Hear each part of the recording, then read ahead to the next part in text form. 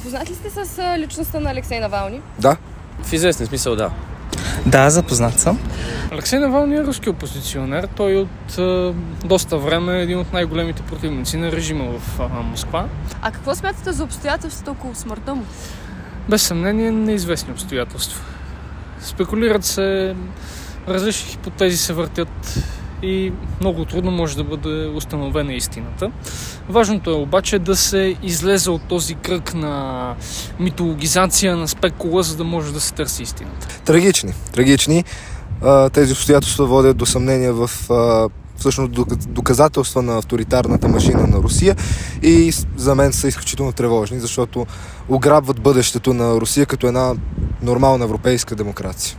Мисля, че нещата са доста съмнителни около неговата смърт, тъй като и преди е имало опити за убийство на Навални от страна най-вероятно на режима на Путин, тъй като тази цел беше според мен постигната, за жалост. Според мен той е човек, който, доколкото и на мен е известно, имаше доста политически движения спрямо по-малото общество и по-възрастните хора в Русия.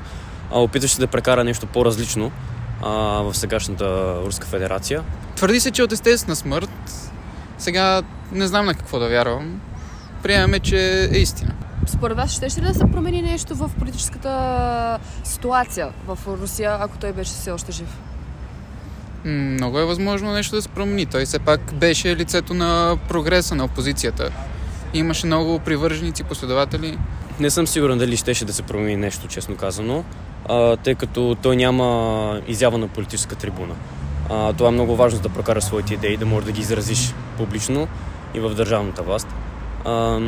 Но смятам, че можеше да промени настроенията на обществото, които пък могат да променят реално управлението на Руската федерация. Дали нещо щеше да се промени е нещо отделно, но въпреки това смятам, че да има някаква опозиция, а да няма някакво тоталитарно управление, което заглушава цялата опозиция, щеше да е по-правилно. Тоест, Навални може би сам по себе си нямаше да може да промени нещо коренно в Русия, тъй като този режим е много силен там и има подкрепата от олигарсите, които са там, но самото усилие е много важно и пак казвам, в едно общество трябва да има опозиция, независимо от това дали става въпрос за източна или западна държава. Тази опозиция не трябва да бъде заглушена. В интерес на истината не.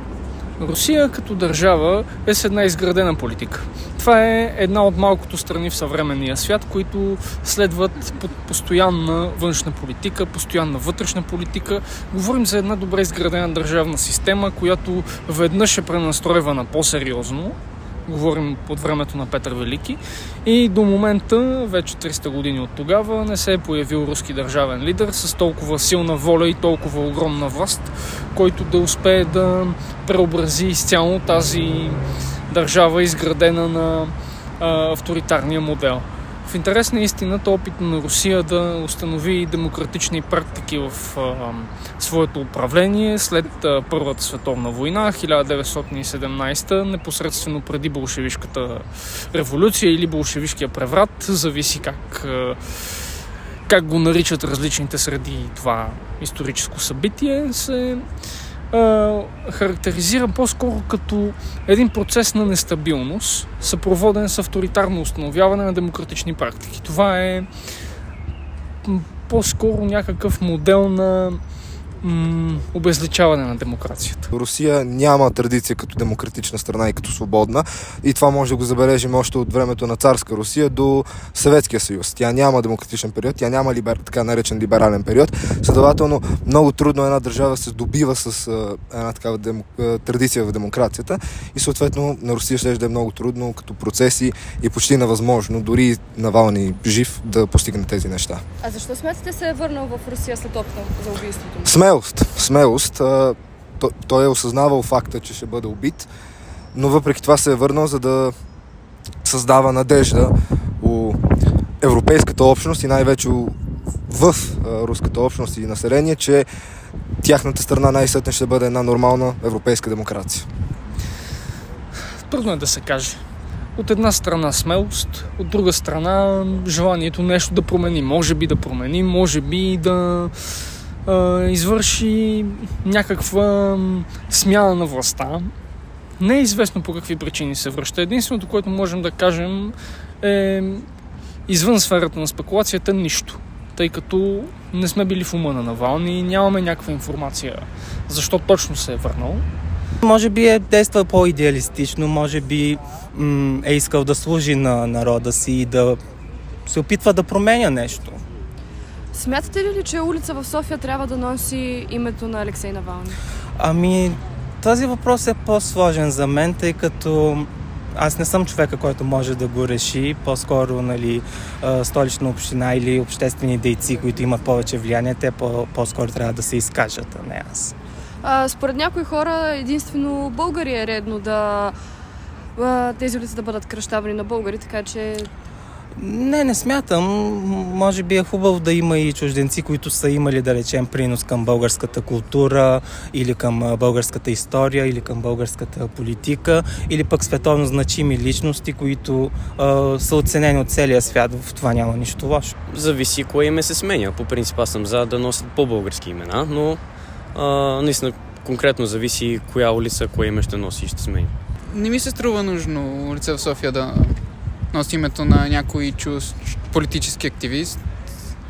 Може би да има някакъв знак за помен друг. Да, може.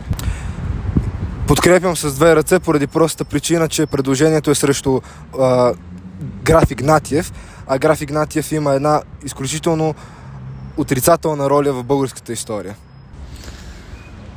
Дискусионен въпрос, без съмнение. В България има прекалено много улици на имената на руски офицери от руско-турската война, например, на други видни руски интелектуалци, опозиционери и така нататък. Редно е да помислим за някакво българско наименование на някоя от улиците, тъй като ние така вманиачени в отношенията си с други страни, прекръстваме улици на имената на техни герои, на техни опозиционери, революционери, каквито щете там още, но някак си забравяме нашето собствено. В Европейския съюз, съгласете се, трябва да бъдем преди всичко поддръжници на идеята за суверенитет на държавата. Все пак Европейския съюз по своята същност и по своя основен замисъл е съюз между суверенни държави.